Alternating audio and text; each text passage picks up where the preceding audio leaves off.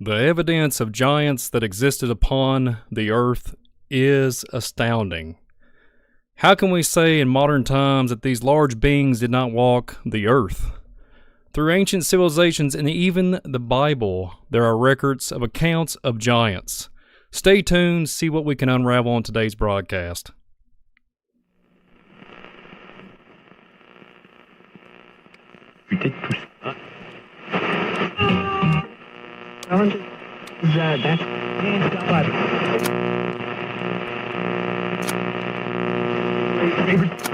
You know, these people. Oh. Right.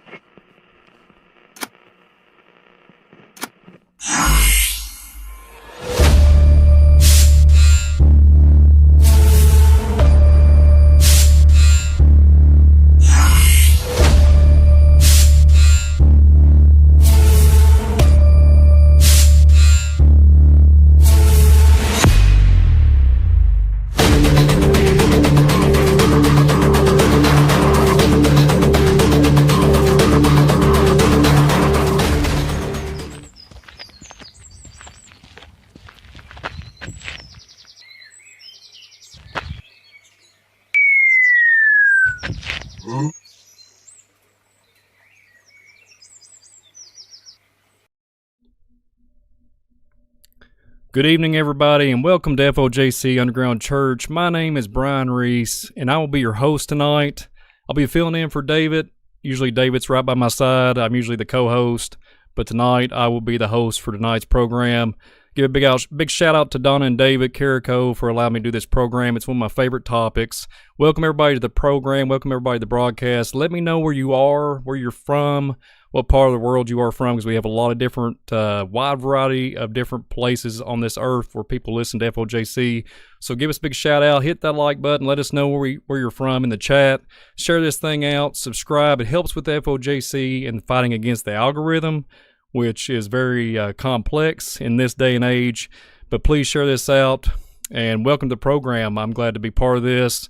Okay, ladies and gentlemen. So let's introduce ourselves to this Giants on the Earth Everywhere broadcast.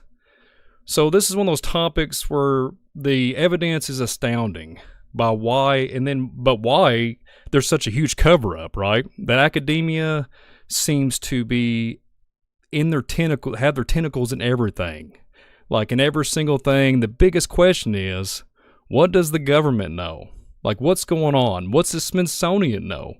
What's all these small organizations that have this huge, let's just say, they're huge pockets into this huge so-called conspiracy that is actually really a fact? So, let's get into some truths, okay? Let's get into some stuff we actually know of. One of my favorite verses in the Bible, the biblical narrative, is Genesis 6. I love this verse so much, and it's one of my favorite topics, so here we go. There were giants in the earth in those days, and also after that, when the sons of God came unto the daughters of men, and they bare children unto them. The same became mighty men which were of old, men of renown. This verse alone, when you read it in the church today, they claim it's the sons of Seth, which gets underneath my skin, literally. But that is not the case. What's compelling about the whole thing, it seems that people don't want to read about what happened, what was going on 150 to 200 years ago. And that's astonishing to me. There's that word astonishing again. What we have to take in consideration for anyone out there, with these naysayers out there with this topic, I hear a lot of naysaying when we have these type of conversations. Some people say there was no giants. The narrative is they're clean cut. It's just the sons of Seth across the board. It's just wicked men being evil, and they had the devil in them, and they're just a bunch of cannibals, right? That's what was taught to me once upon a time in my walk. And you think to yourself, you're like, is this a programming? Is this some kind of conditioning? Why is there such a cover-up? You know, and so we're going to take a look in the 1800s, the 1900s, and this verse, if we could time travel and go back to those days, 200, 300 years ago, this verse was talked about in very, very distinct detail and complexity to explain where the giants came from and where the evidence is and the origin of this.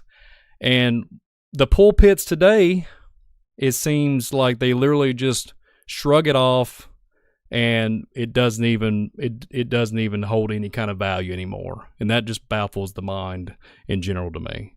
So we have, back in the day at the pulpits, they was talking about the Amorites, the Hittites, the Zimazus, the Nephilim. And so what do you guys think? That, to me, baffles my mind. So let's continue on here. I have a few things I want to talk about. Some newspaper articles, right? Some newspaper. Let's get a different witness. Let's get into. We have Genesis 6 verse 4. Let's get into a different witness as far as an account of a actual newspaper document, which was forever ago. As you can see here, it says Plymouth Weekly Democrat. It's let's see here. I have the document here. It's a little bit small to read, a little bit small tune there to read that. One moment, I have it in front of me. It says Plymouth, Indiana. Plymouth, Indiana. It is a Indiana, Thursday, May the 28th, 1868. That we want to make sure we emphasize these newspapers, the dates. So here it is in 1868.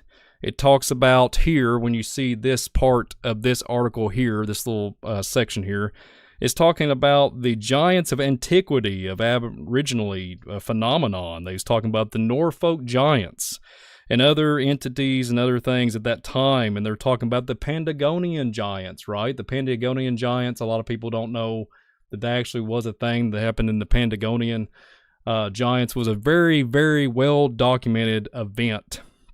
So this Plymouth newspaper goes on and proceeds to talk about the titans of its the tradition of these things, impending provoking the deluge of the, once again, the rephaim, the inhabiting Palestine, right? Palestine. And they're talking about the Amkin and these gigantic stature. Just in this little excuse me, this little article here, it talks about just that alone in 1868. Could you imagine being a fly on the wall back in those days? And everybody knew there was gigantic, and they would talk about titans, and they was well informed on what they was reading. And to me, that just today, when you look in 2024 and you see that people will get into online debates and they'll fight over literally just the so simple scripture, and they'll say it's just evil men, wickedness, and all this stuff, and then they'll dismiss the giant, there's 36 tribes of giants in the Old Testament, and they dismiss it, and it's baffling. So the next one, this one got me too, so keep in mind the dates. Keep in mind the dates, folks, because I want to make sure we emphasize the dates. So this one's the Oasis newspaper. It's couldn't hone in on where this was, and I think it might have been Pennsylvania. Forgive me, I don't have the particular state corrected there, but this is on Saturday, November the 12th, 1910. This newspaper clipping is talking about the title, "The Men Before Adam." Isn't that kind of interesting? And this is actually referring to a church. In this title of the Sunday evening address to be delivered to a congregational church on November the 13th at 7:30 p.m. And it talks about this part one of this most interesting subject delivered in a popular style. And it goes on here. It says, all thinkers invited to hear this address. The topics to be discussed will be as follows. In this order, the rephaim, who they were. The nephilim, who they were. Archaeology, geology, and scripture harmonized. Problem with atheists. Who built and dwelled the cities of Bashan? American pre-Adamite relics remains of the giants. The Irish mixed with giants. You all correlated, invited to hear the unique topic discussed. Bring your friends, it talks about, and it refers to the minister at that time, referring to this Oasis newspaper. So not only that, we have this 1910, so let's just keep those dates. We got the late 1800s, we got the early 1900s. Let's go to one more newspaper This one was an unknown newspaper, but I honed it in. It was early 1900s. Once again, New Orleans. This one, the title is Holy Land of Canaan, of Palestine. And it says, Bashan, its kings and oaks. Bashan was a district of country on the east side of the River Jordan. It is not like many ancient districts of Palestine, distinguished by a consistent design, but sometimes called the land of Bashan, and the children of Gad dwelled over against them, the land of Bashan. This goes on and refers to some scripture here, Numbers 21:33, 1 Chronicles 5:11-12, which was interesting because that Numbers 21:33 is talking about the grasshopper incident. Not incident, but the account. And then it even mentions Deuteronomy 5:10-13, and then Joshua 12:5, just in this newspaper clipping. Well, I will say this, folks. Anybody watching this program, I can assure you that these newspapers are just a dime in a dozen for what you can find. But I will warn everybody watching this, these articles are becoming harder to find, harder and harder to find. Plus, if you want to access some of them, literally, the archives in some cases have to pay pretty good amount of money to obtain them, which is, I think, bizarre. And I think it's, if it's such a secret, you have to pay high-end money to be able to obtain just a few newspaper clippings. What's up with that? So you know that you're on the right trail, right? You're on the rabbit trail. But see, these paper clippings, etc., I've seen them where you have to pay subscription fees and everything. And even you can find these documents. You can find these newspaper documents at your local, literally in these small towns. You can find them in their archives sections, wherever their archives are. Some of them are in the courthouse, libraries, if it's an older library. I've seen all kinds of different, let's just say excuses where they move all the so-called, let's just say, artifacts and all these ancient documents. So one would ponder on these newspapers will give you, like, all the gears are turning your imagination. It makes you really ponder. And once again, I'll ask this question. Why the big cover up, right? What does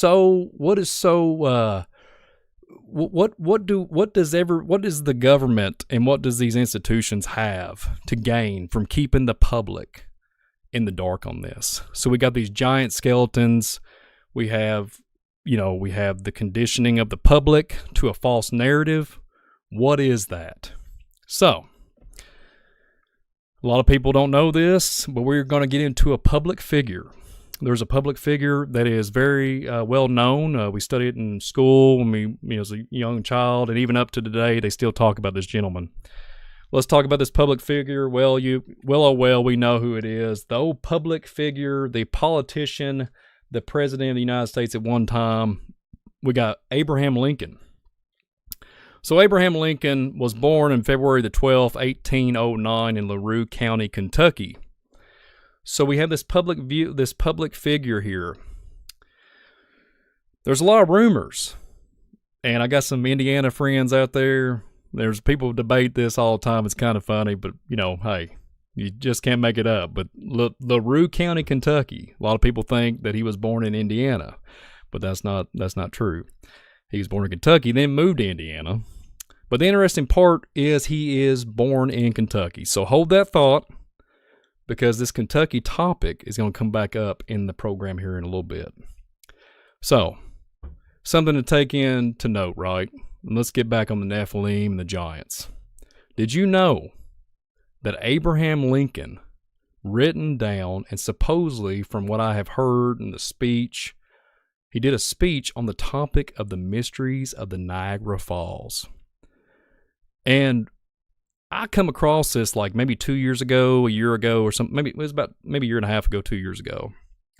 What is mind-boggling on what he had to say about these mysteries of the Niagara Falls. So guess what? Here on FOJC Radio today, we are going to talk about it. So this handwritten account of Abraham Lincoln, between September and October, approximately those times of 1848, there's that date again. So we have, here we are in the mid-1800s, and then we have another witness of literally newspaper articles from the late 1800s and 1900s and all that. So, but let's just see what Abe had to say here. So this is the fragment of the Niagara Falls, right? This is what he said, in quote, "Niagara Falls, by what mysterious power is it that millions and millions are drawn from all parts of the world to gaze upon the Niagara Falls? There is no mystery about the thing itself. Every effect is such an intelligent, as any intelligent man, knowing the causes, would anticipate without seeing it. If the water moving onward in a great river reaches a point where there is a perpendicular jog of 100 feet in distance, in the bottom of the river, it is plain the water will have a violent, continuous plunge at the point. It is also plain that the water, thus plunging, will foam and roar and send up a mist continuously, in which last during sunshine there will be perpetual rainbows. The mere physical of the Niagara Falls is only this. Yet this is really a very small part of the world's wonder. I wonder what else Abraham Lincoln knew. It's a power to excite reflection and emotion is its great charm. The geologists have demonstrated that the plunge or the fall was once a Lake Ontario and wore its way back to its present position. I thought that was interesting to take into account. He will ascertain how fast it is wearing now, and so get a basis for determining how long it had been wearing back from Lake Ontario, and finally demonstrate by that the world is at least 14,000 years old. I would yet to debate that, but I think it's interesting that he said 14,000 years old. A philosopher of a slightly different term will say Niagara Falls is only the lip of the basin out which pours all the surplus water which rains down on 2,000 or 3,000 square miles of the Earth's surface. He will estimate approximately accuracy that 500,000 tons of water with its full weight distance of 100 feet each minute, thus exerting a force equal to the lifting of the same weight through the same space in the same time. And then further reflection comes that the vast amount of water consistently pouring down is supplied by equal amount consistently lifted by the sun. Isn't that one interesting? Lifted by the sun. Hello. And still he says if this much is lifted up for this one space of 200,000 or 300,000 square miles, an equal amount must be lifted for each other equal space. And he is overwhelmed in the contemplation of the vast power of the sun consistently exerting in the quiet, noiseless operation of lifting water up to rain down again. But still there is more. It calls up the indicative part when Columbus first sought this continent. Listen to this part, folks. When Christ suffered on the cross, when Moses led Israel through the Red Sea, nay, even when Adam first came from the land, or from his hand of his maker, then as now Niagara was roaring here, the eyes of the species of the extinct giants whose bones filled the mounds of America have gazed upon Niagara as ours do now. Contemporary with the whole race of men, and older the first man Niagara is strong and fresh today as 10,000 years ago. The mammoth, the mastodon now so long dead that fragments of those monstrous bones alone testify that they ever lived have gazed on the Niagara. And that long, long time never sat still for a single moment, never dried, never froze, never slept, never rested. So that is the recording of Mr. Lincoln. So what did Mr. Lincoln have? What did he know? He had to have top tier clearance, right? When he was the president of the United States, he might have known more than they do today, more than likely. So here's what happened to the shift. So you had this shifting in let's just say the narrative and the lies that started to manifest, right? So we have more and more Renaissance missions, hands down. And applications started to move across the land in America. Farmers and landowners started reporting more and more that their lands have been an archaeology dream, an anomaly of evidence that would prove the biblical narrative and other ancient tales and cultures of old. Yeah. There's a lot of stuff here, everybody, that when you think about that, if President Abraham Lincoln was making these comments, and then the early 1900s, the late 1800s, I've got tons of documentation that they started doing large amounts of excavations after this commentary and speech.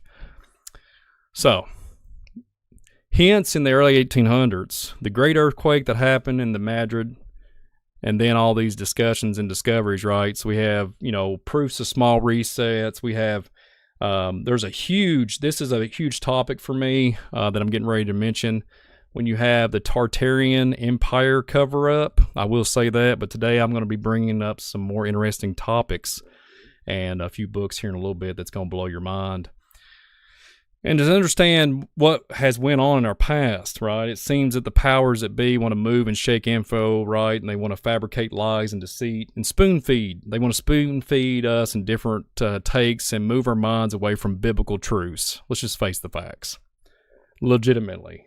That is I think one of the devil's tools is to really push that agenda. Just to really get us away from biblical truths. So, let's get back to old Abe for a second. Let's get back to old Abe Lincoln, and let's talk about with his writings and his speech that we just talked about, and those giants and those mounds across America documented. That's a documented account. And right off the bat, old wise Abe knew something, right? He knew something that nobody else had even brought up. Even in I can't even find any other account that any president before him would even mention anything about the nephilim or the giants, the extinct giants that was in the mounds. Okay, so I have this speculation. I have something I want to throw in here for everybody here. So old wise Abe had some kind of either preconceived knowledge or something to that effect. But let's just throw it out here. Me and Brother David Carrico did a program on JFK not too long ago, and there were similarities, right? There's similarities in old JFK and Abraham Lincoln. And let's get into that. Let's talk about this for a minute. So, I thought about it. Before the three-letter word even came about, you had this, the UFO, I'm referring to UFOs. Isn't it interesting that the giant narrative, and we're going to talk about that here in a little bit more in the program, I think it goes hand in hand with all his secret service, secret government cover-ups, and it's all connected in some shape or form. When we're talking about fallen angels, the Genesis 6 narrative, that three-letter word, that UFO wasn't even around. Well, it was referred to something else back then. Back in the day of Egypt and other times and other ancient cultures, they talked about Venamas. Well, Mr. Abraham Lincoln must have knew something, a thing or two, in my opinion. So, isn't it interesting? We haven't even talked about this. So we're going to get into the Abrahams from Kentucky. But check this out. Not only is he from Kentucky, does anybody know that Abraham Lincoln was a pretty tall gentleman? He was a pretty tall guy. Abraham Lincoln, 6'4". That's a pretty good sized man for even back in the day in the 1800s. That's a pretty good sized tall individual. So on the right side, everybody can knows who that is. Mr. Donald Trump on the right hand side of the screen. He's a 6'3". I always knew that he was a very tall president. But isn't it just strange that there's all this tall rulers, right? You can go back and look into the giant narrative. I think there's all kinds of different authors out there, different people that's done some really intensive research talking about the Caesars of old, and there's some great kings of old from England, etc. that was a tall stature, 7'6", 8'1". I mean, you name it, they was beyond an NBA or beyond any kind of basketball player of modern time. So what is that, right? So when I think about the size of Donald Trump and then Sir Lincoln here, has anybody ever thought about that Mr. Trump has a son? He is the youngest son. And a lot of people, I was blown away. I was blown away. I knew that he had a younger son, but I did not know how he grew up pretty fast. Okay, from whenever Mr. Trump was president, Barron Trump is 6'7". Just want to throw it in there. Donald Trump's 6'3". His son triumphs over his dad as far as the height, and I think that's something to take in consideration based off the topic of this program. So, we talked about, I'm going to try to watch what I say on this program. We talked about the similarities of JFK, the similarities with Abraham Lincoln, aliens, fallen angels. But Mr. Trump has been in that I guess category of, talking back to and fro about different things. There's all this speculation, all this controlled opposition with the media talking about that Mr. Trump knows about the UFOs. All that. And I just want to document that too. Just kind of strange. Something to ponder on. So get this. Ladies and gentlemen, this one you can't deny it. There's probably people out there in Illinois. Check this out. Anybody out there in Illinois, give me a shout out here. And if you've ever seen this in Springfield, Illinois, this is back on Abraham Lincoln. Abraham Lincoln has this strange and it's wild to me that there's a 30-foot tall statue of Abraham Lincoln, young Abe, mind you, young Abe, and it's at a fairgrounds, mind you, and 30 foot. So whoever it is, I'm not putting them down, whoever it was that come up with this creation and this statue here to remember Abraham Lincoln, I thought it was kind of interesting. Why couldn't you go 10 foot? Why couldn't you go 15? But I understand it's probably for promotional standpoints and all that to get people to actually see what's going on, and it's at one of the gates of the fairgrounds. I get it. But are we taking a little overboard? That's the question. Are we taking a little bit overboard to catching old Abraham Lincoln's image? To me, this is the kind of stuff. This is the kind of things that defragments the mind. It makes you think that giants are a fantasy, right? They're really good at subliminal messaging with Hollywood and tilling the mind and cultivating these neural pathways and planting the wrong seed. And then when you look at the Genesis 6 narrative and you see all these messages and these statues, and you think it's just all folklore and fantasy and nonsense. Well, let's go to one other place that's really, really well known. It's really well known. It's at Washington, Lincoln Memorial. I wanted to use this old picture. Look at the size of an average man and look at this large throne of Abraham Lincoln. It's a massive statue, right? To literally memorialize Lincoln. And I just think that's interesting to take in consideration. There's always this gigantic stature everywhere. Like, what's going on with that? Like, is there a spiritual thing? Is there some kind of spiritual application? Because, we all know that this was a huge endeavor back in the day. And the money that even had to go upon this to put his image and make this was unbelievable to me. I couldn't even fathom like how much money even back then and how much it would be to do this now. Could you imagine? So, you remember everybody that was watching a little bit, several minutes ago on the program here, I talked about, or hold that thought about Abraham Lincoln. He was born in Kentucky, right? The exact place is Laro County. So we're going to go to Laro County, and I'm going to show you something. I'm going to show you something that I think is very intriguing and something to document. And it's a little bit further distance from me in Kentucky, but we're gonna chime in here, and I'm gonna show you all something here that is something to document. So this is Laro County, Kentucky. It's on Google Earth here.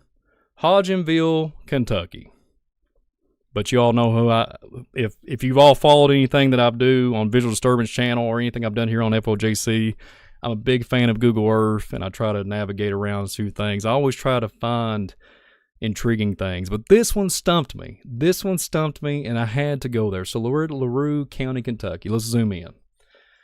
Laro County, Lincoln Square. If you watch the program that we did with me and Brother David on the JFK program, this one baffled my mind. I can't emphasize it enough. The statue of Abraham Lincoln, and for just to make a small note here, I am not putting down on this county, nor I'm from Kentucky. I'm just appreciating the let's just see what we have here. I'm gonna try to wordplay it a little bit. Let's watch what we say here on YouTube, but I don't want to ever put down anybody's architect work or anything like that. But I want to show you that this, to me, obviously it's Lincoln Square, but check out obviously there's semis rotating around.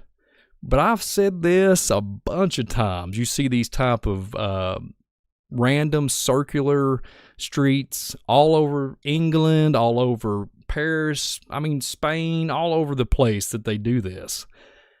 And there's this Lincoln statue, and he's observing.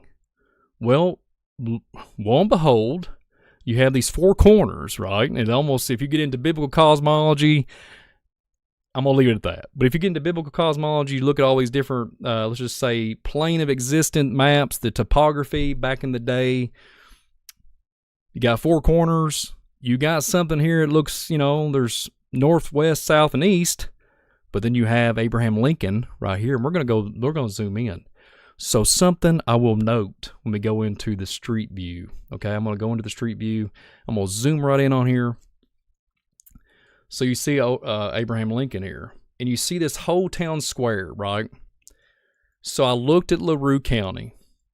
I have mapped out like 80-something counties in Kentucky that have evidence of Indian mounds. Literally, not just one, not just two. Some cases, and I think the smallest county that I ever found was like 5. And then there's like 20. And then there's like 10 or 13 or whatever. This county, I cannot find any survey work. But in the books that I've read in Laro County, they found this massive, let's just say it's like a wall structure. It's one of the biggest places, one of the biggest walls-like structures in Kentucky back in the day, as far as, let's just say, the term I'm getting ready to refer to during the program, prehistoric man. So let's just check out this enigmatic place out here, right? So let's just say there's a lot of places that I've researched all over the place. In this barrier that I referred to, I thought it was interesting. Every time I've looked at a structure, an ancient place, an Indian mound, back in the day, they would start with the Indian mound. And then they would literally either excavate it, and then they would somehow put a marker up. A lot of it has to do, you'll hear a lot of things with Squire Boone, Daniel Boone, but this particular site here, I'm just going to speculate. It's all speculation on my part. I wonder if there was a mound right here. If anybody has any evidence or anything like that, get in contact with me, because I really would appreciate it, in Laro County, Kentucky. I feel like there's a mound here, or used to be. That's just me speculating, but based off what I'm seeing, you have four corners, and it's a marker, okay? It's a marker. Even though Abraham Lincoln is memorialized here and forever will be in this plaza until the world ends or whatever, this particular place is highly compelling. And I'm going to document this, because this is all speculation once again. I feel like there'd be a mound here. That's just my opinion. Take it for what it is. But what do you guys think? The spiraling, I love that they even put the markers, because it shows you the yellow lines where it can coordinate how you go around it. And I've said it again. I'll say it before I move on. When we talked about the JFK program, and we talked about harmonization, talking about sound frequency and all that, all day long. And it's probably a small town, but all day long, people driving all around this in a circle formation. I'm going to leave it at that. I'm not going to get into all kinds of rabbit holes with that. I wonder what this actually is and what went down. I'm talking 1,000 years ago. What was here? at this location in Laro County, Kentucky. Let me know if anybody knows about that. Get back in contact with me because I really would like to know. But there was a big wall that would go upon what they refer to as prehistoric man, which I had to document for this program. So, you have this strange square, okay? And every time, the reason why I'm saying the stuff that I'm saying, and there is speculation to where I think there's a mound here, but I've been a bunch of different locations, and each location either the mound is deemed worthy to keep from being demolished, and they'll put like a recreational area for children or something, or a park or some type of like strange thing to kind of like use it as a tourist kind of thing. And that, to me, is something worthy to document. To me, we could go on a big tangent. There were some individuals that talked about like incubation, different spiritual applications when it comes to the nephilim and what they used to do back in the day, thousands of years ago. We're not even going to go there. But to me, when you're putting a place with ancient significance of only God knows what's went on here with, sacrificial stuff or whatever kind of nonsense. I'm not saying that's what went on here in Laro County, Kentucky, but I know there's been a bunch of them documented in Kentucky where it was prehistoric villages and there was all kinds of nonsense going on. For sure. Okay. So, all right, let's get back on it. So, this from Abraham Lincoln's, from what he said back in 1848, okay, to modern times, right? So, we have this manipulation. They keep renaming things, and it has occurred through like different times. Like, so back in the day, even the early 1900s, like I said earlier in this video, in this program here, the giants and the mounds, everybody knew it. Angels' involvement, all that, they knew it. But then you started seeing it started dwindling, it started diminishing, right? It went from like the 1930s, like I mentioned earlier, military renaissance missions, and everything just started, like academia started taking over and literally wiping everything off. And literally it didn't take nothing. And heck, they didn't even have computers back then. Look how easy it was to manipulate. I mean, my goodness.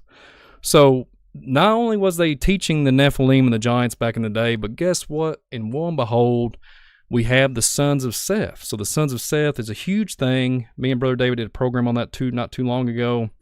The sons of Seth has nothing to do with the angels that took the daughters of men and bore giants. And a lot of people get into like a lot of confliction with that, but I'm just going to leave it there. So, we want another witness. We need another witness. So, I want to read from a book. I'm turning into David Carrico. I'm trying to like touch the surface on what Brother David has done for 40 plus years. God bless you, David. I know you're watching. So, big shout out to David, and I pray that all is well at the Carricos. So, let's continue on. So, there's a book. Not many people know about this book. So, let's get into this book here. This book, I've only talked about it one time, and it's been a while, but I didn't touch base on this topic that I'm getting ready to refer to. So this book here, The Catholic Church in the Niagara Peninsula, 1626 through 1895 by Dean Harris. The Catholic Church, the Catholic Church in the Niagara Peninsula. So there's a lot of stuff to uncover here. So hang on to your seat, folks, because this one's going to be a really good one. This is one of the ones I've been wanting to bring up for a long time. So we're going to talk. There's a lot of stuff to hear, so hang on. This one's going to really intrigue you. So this book. So we have the Catholic Church here. So Mr. David Boyd, a Canadian archaeologist, opened on the shores of Lake Erie, near the present town of Port Corbin, and surely of an Indian burial mound. A number of skeletons were exposed, and fragments of pottery and clay and stone pipes. Flint, arrowheads, stone axes, rods, and beads of wampum were found among the bones. For more than 200 years, these relics of a once, here's what we got to point out, of a once brave and populous nation laid hidden in this huge grave. So I want to stop there for a minute. There's evidence and evidence just in Kentucky in the Ohio Valley. I cannot emphasize this enough. From the Serpent Mound all the way down to Tennessee, inundated with all kinds of, literally, it's been handed down from, public, literally grandpa, grandma, from all generations. And they'll tell these stories of what these pilgrims and the villagers or whoever, what they did back in the day. So I'm going to continue on here. Silence, eloquence, stronger than words. The story of the vanished people. In a 200 more years, in all probability, all saved a few imperishable stone tomahawks, that the earth contains of a great nation will have entirely disappeared, returning to its parent dust.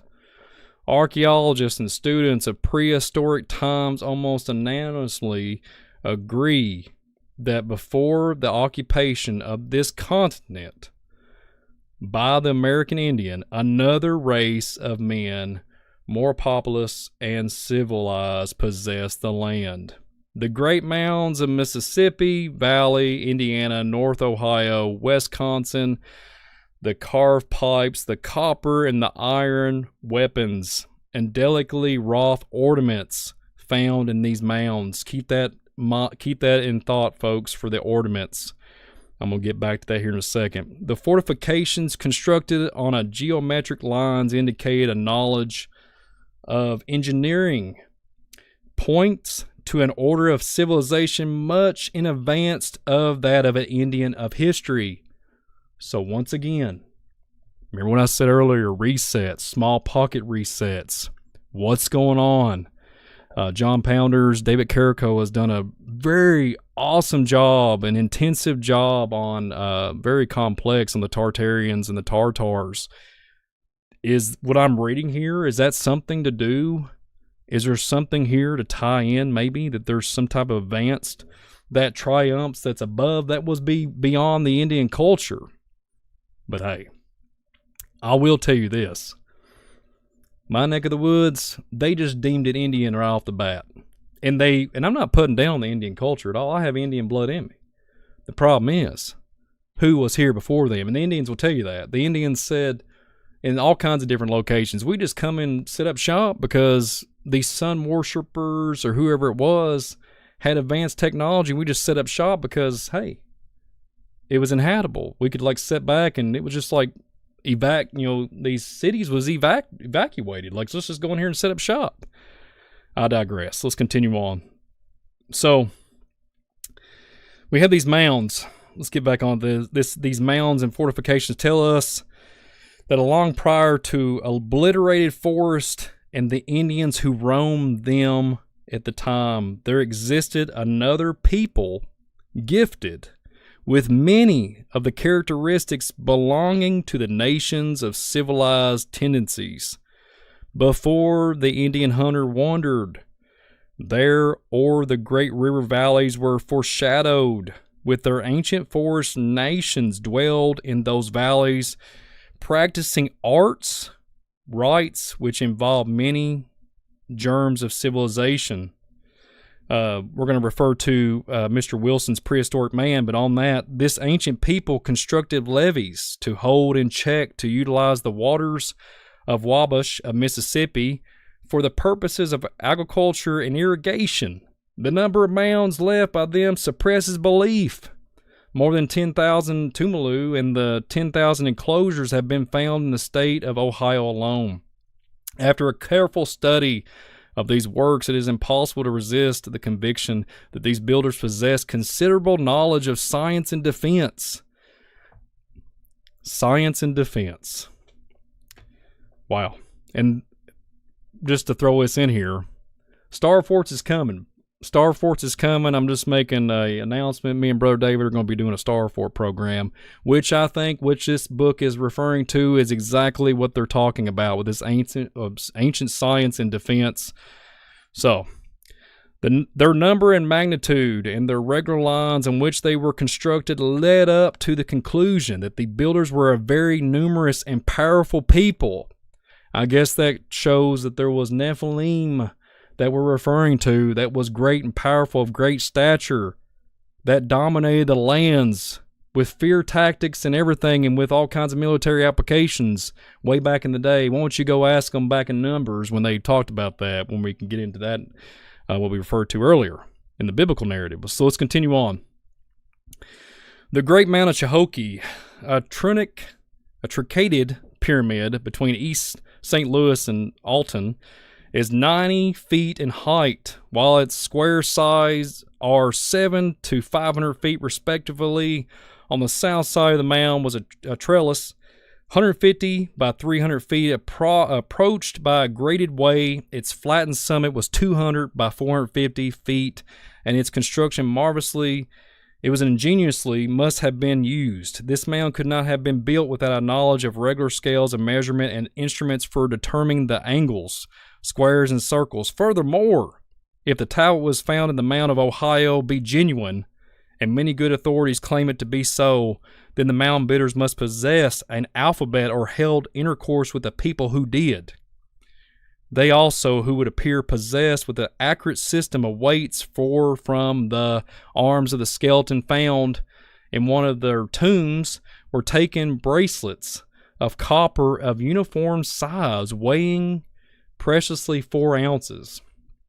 So I want to chime in real quick when it's talking about the intercourse of people, right? They're talking about mating with other, and also referring to picking up their traditions and everything. So that's what I'm saying again. So here we go. What is going on? Is there a Tartar connection here? That's where I'm gravitating to, because when you see that, the Tartars and Tartarians did have more of a gigantic stature about them in some shape or form. They was taller in size. And then it goes on. We're going to refer back to this peninsula. Let's continue on. And again, take their defense earthworks, the most extensive of which is probably that of Fort Hill, Ohio. This stronghold is on the summit of a hill 500 feet above the bed of a river, which flows by its sloping defenses. The wall measures more than 1.5 miles in length and encloses an area of 48 acres in extent, covered a few years ago with gigantic trees. There's that gigantic word again. One of them measured 21 feet and another 23 feet in circumference. In the Travels in the North America writes, their 800 concentric circles were counted in one of the trees near the mound. And he is of the opinion that there are more than 1,000 years have passed away since those works were constructed. The authors of the ancient mounds in Mississippi Valley, who acted under the instructions of the United States government, made very accurate and elaborate surveys telling us that the earthworks of this prehistoric people are not only accurate squares and perfect circles, but are in many cases considering corresponding dimensions, each square being 1880 feet aside and diameter of each of the larger and the smaller circles a fraction of 1,700 to 800 feet.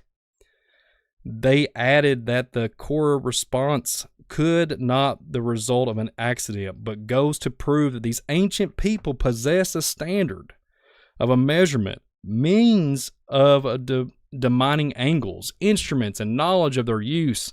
The most advanced Indian tribes since the discovery of America could not even do this, that's what they're saying here.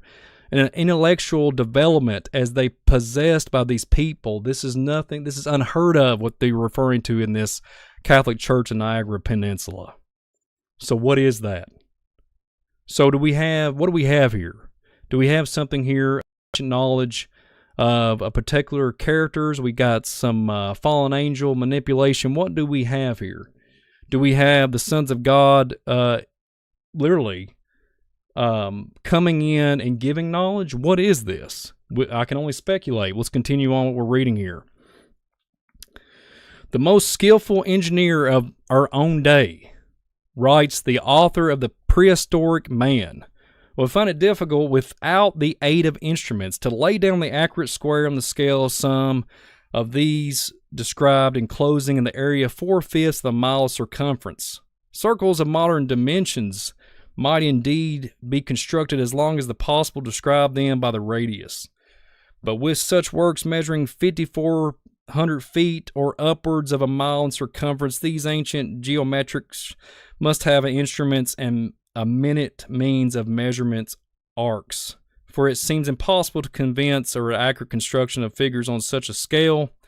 Otherwise, then, by finding the angle by its area from station to station, though the whole course of their realization, it is no less obvious from the correspondence in the area the relative proportions of many of the regular enclosures that the mound builders possessed a recognized standard of measurement and then a peculiar significance, possibly of an astronomical origin.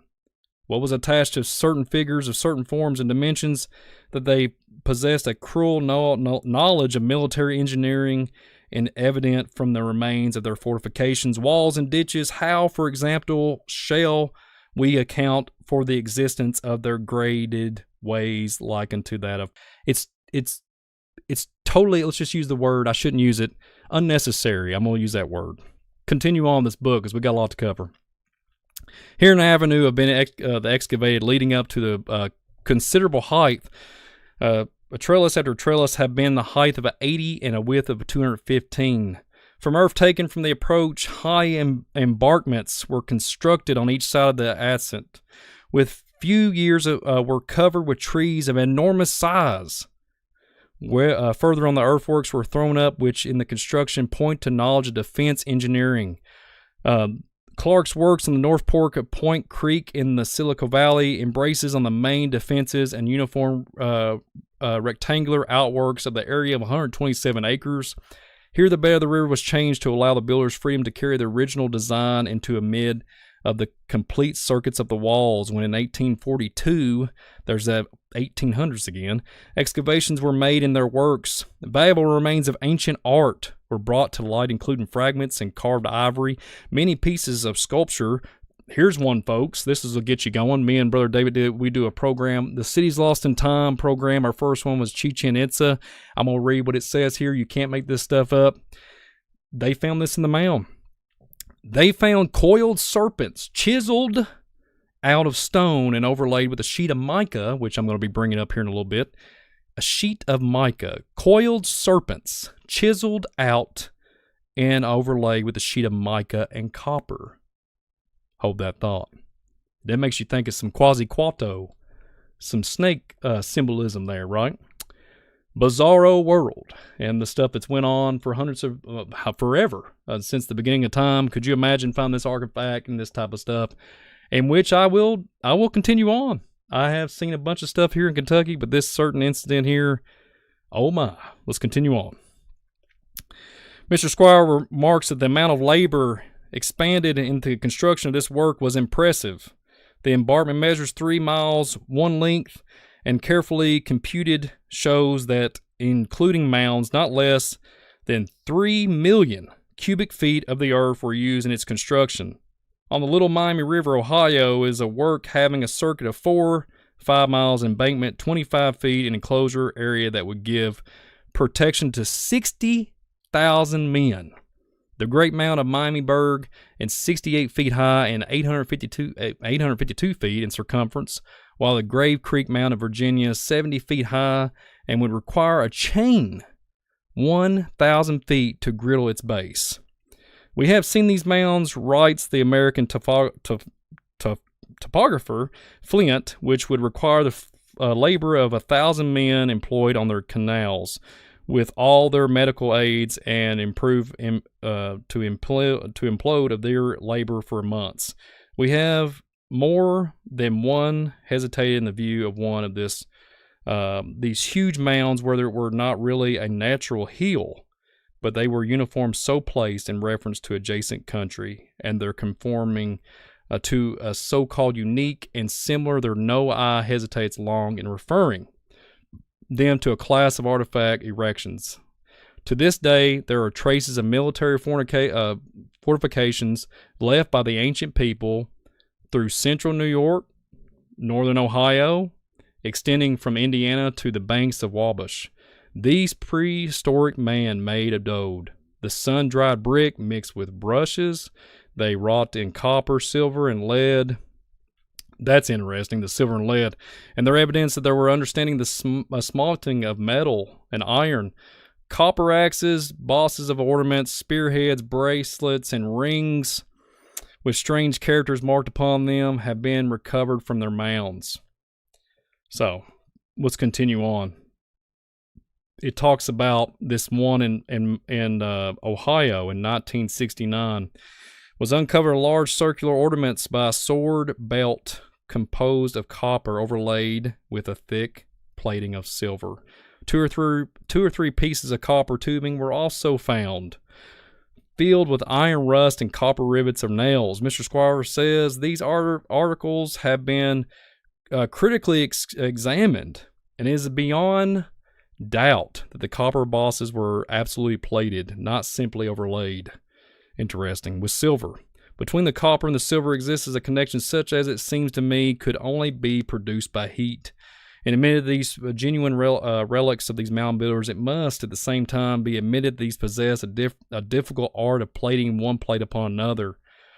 There is but one alternative, that they had occasional and consistent, this is what it says, this is the words it says, consistent intercourse with people advanced in the arts. From those articles were obtained. There you go. I can't even make this up. This is what they're saying in this book here. And the first thing that comes to my mind, Genesis 6, they took wives, and they bore giants. There's all this, you can mark it down. Indian culture talked about it. The Anastasies, the Iroquois talked about, all the different tribes talked about getting knowledge from these ancient ones, right? Not the star people. They're talking about these giants. They're talking about these giant Indians, or that they'd take, there's all kinds of accounts that they would give up their women and children for technology. Isn't it just weird that this book is talking about this nonsense? It's unbelievable, everybody. Again, Dr. Hildreth is not mistaken. It's anodized iron or steel was also discovered in connection with the above remains, from which it follows the extraordinary conclusion that these mound builders were acquainted with the use of iron. The conclusion being, of course, subject to the improbable alternative already mentioned. From those mounds have been taken the squares, mating, delicately woven pieces of doubled and twisted fiber cloth, mouthpieces and stops for wind instruments, and goes on and on. They plated stone with cover, possessed various mechanical devices, were acquainted with their lathe, that they knew the use of the mound exceeded in carving. There is conflict of opinion among writers on these ancient people to how far they have forgotten race penetrated westward. Mr. Florentine wrote that the mound builders never inhabited either the New England states nor the state of New York. Mr. Squire, who for a long time held the opposition opinion, now acknowledges that the force of evidence compelled him to alter his conviction that the traces of the mound buildings were evidence of lands of western New York. Mr. Squire says, in the full view of the facts, I am driven to conclusion, little anticipation from when I started my trip to the exploration of these earthworks that I started upon my trip. The western New York were erected by the Iroquois or other western neighbors, and do not possess the antiquity of going farther back to discover this country. It goes on. These large earthworks and mounds, essentially dissimilar from the 8 slight structures of the modern Indian, appear to stretch from the upper waters of Ohio to the westward of Lake Erie, and hence along the Lake of Michigan, nearly the copper regions of Lake Superior. So everybody, the Lake Superior, there's a huge depository of copper up that way. Apparently back in the day, they knew exactly what they was doing. They still use that today. So here we go. This is where it's getting really good. Previously, the occupation of the country and this present race of Indians inhabited by a race of men much more populous and much more further advanced in civilization. I have several of their fortifications in their western part of the state. There is a large one in the town in Ohio, and one, it says Pompeii, and one in Malin. In a word, that there are scattered all over the country, from the Niagara River to the line of these fortifications, as considerable number of burial mounds, of who these history the Iroquois had no knowledge. 11 miles east of the present village of Lewistown, on a farm formerly occupied by John Grauld, was found a huge and the remains of an ancient fortification, which I have one out here out my way. We're going to talk about that some other time. In the burial mound, when the earth was removed, flags of sandstone were uncovered, and beneath them was a huge pit filled with human bones of both sexes and all the ages. In the position of the skeletons, there was none of the signs of an ordinary Indian burial. Remains of earthware, pieces of copper, instruments of rude workmanship was plunged upon the whole entire area. The ancient works of Fort Hill in western New York, discovered 40 years ago, shows a knowledge of defense upon the part of the builder surpassing the possessed by the American Indian. The skeletons found, the fortified enclosure were there of a race of men. I'm going to point this out. A race of men 1/3 larger than the Iroquois of Huron. The giant forest trees that grew upon these works were over 500 years old, and there were traces that another growth existed before men. Dr. Reynolds of Brockville, once in the held of the Gallows Rapids of St. Lars, about 15 feet below the surface, 20 skeletons. Some of the skeletons that he wrote were of gigantic proportion. The lower jaw of one significantly large to surround the corresponding bone of an adult of our generation. About 1.5 miles of the Shelby of New Orleans County in New York is a mound from which were taken skeletons of giant size. There's another witness. Pieces of pottery, earthware, covered with patterns in relief, wrought with great skull. This was doubtless a spot written by Mr. Burroughs where a great battle had been fought. And no joke, this book says, were not these people a branch of the Aztecs? Wow.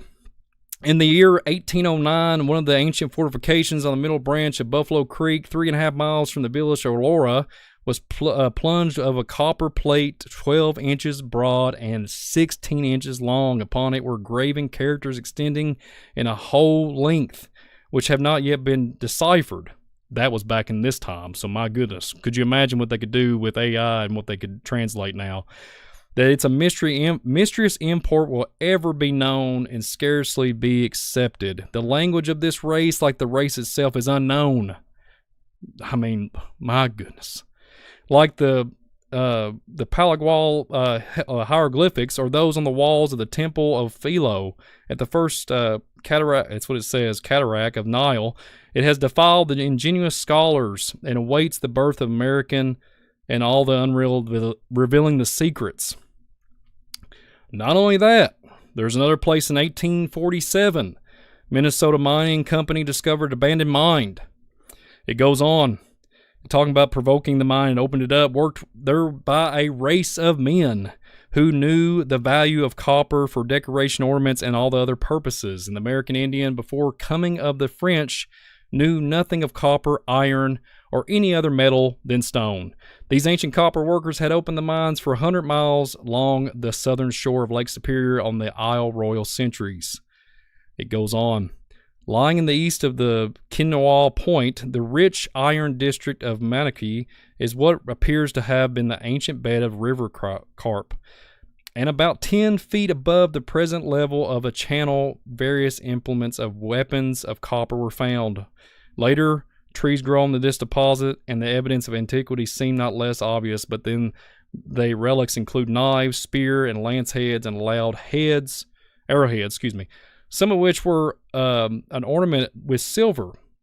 One of the knives made with its handle out of the single piece of copper, measured together about 7 inches long, at which the blade was nearly 2/3 of entire length of oval shape.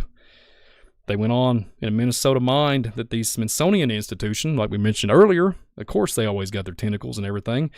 Smithsonian Institution weighs over, they was talking about the weight of it, weighs over 6 tons and showed, when found, numerous marks of tools of these ancient people. The miners had sunk a trench 26 feet deep, detached the copper block from its matrix, and that's what it says, and raised it on to the platform 8 feet high, which was preserved by water in which it was standing. The mining tools and the implements which were found near its mouth seemed to imply that the miners left their diggings in confusion and pointed this sudden attack or something happened in their presence, like they would nearly exterminated the New England Indians before the landing of the Pilgrims. But here's what it says: if these people were not of gigantic size, endowed with the corresponding strength, how was it possible for these to lift these enormous mass of copper into the cradle without machinery? Again, what use did they make of the great quantity of copper taken from the storm-beaten shores of Lake Erie? They left behind similar in shape to their own, in edges, temple drills, and copper, and which have not been known at all in Indian traditions. This mysterious race has left no other records behind in that those found in their minds, fortifications, and mounds, and as to what matter of people, who were they? Or where they came from, historians are unable to agree. The Catholic Church in Niagara Peninsula. I know I went long there on that book, but that had to be covered because I think it's very, very, very detrimental that I get that out, because I really do think that there's so much significance there. So much significance. Sorry I went long on that. Let's go to the next one. So we have this next witness. So I mentioned the word. I told you everybody to hold that thought on Mica. So let's go to this next book. I referred to it a minute ago, The Prehistoric Man, Volume 1, Sir Daniel Wilson. Sir Daniel Wilson is referring to, there's these human sacrifices, and I quote in this book, refers to prehistoric man. I want to bring this up. There's this Mica connection that I want to bring this up, but I want to also talk about the human sacrifices in these circular mounds, which was covered in altars on which was sacrificed fires of ancient worshippers. Appear to have been upon a blaze the greater number of their works of art, and even the implements of weapons have been found. And it seems that they go on to grave mounds, they mains of their death, and sought out sacrifices of love in reference to reach beyond this world to one unseen. Isn't that something to ponder on? Reach beyond the world of the unseen, however, present arrangements of these exiles of the ancient British graves, or excuse me, that's what it says, which suggests no less clearly the probability of human sacrifices, but some kind of immortality kind of concept that they thought this grave would give the great chieftain. So, and then they would put in ideas of, like, they would speculate in a barbaric rank, which cruel rites of known were practiced among the Mexicans, the Peruvians. On the largest scale, wives, that goes on to talking about immortality, and then they talk about the tomb of the deceit of the Inca, and some eases of numbers of thousands, but I want to bring this up. It references the Grave Creek Mound. It talks about the gigantic proportions, like we just said at the beginning of the other one with the Catholic book, and it talks about that there's large quantities of mica. There's mica ornaments and everything, and they're talking about the construction of why there is these mica ornaments. So I've seen mica necklaces and everything when it comes to these type of things when you're getting to Indian mounds. So everybody would say, what is mica, Brian? So get this. So mica is very well, this was one of those moments whenever I found this out like a year ago, that mica is literally found abundance in the mounds of Kentucky. The biggest in the world. There's other incidences of mica found in other states, countries, etc. But the most abundance of it was in Kentucky, which I will talk about here in a little bit. But isn't that just wild? Doesn't that just baffle the mind, right? So, what is mica? So mica, the first thought you would think, is it conductive, Brian? Is it, what's going on here? So mica is a natural occurring mineral dust, often used in makeup foundations.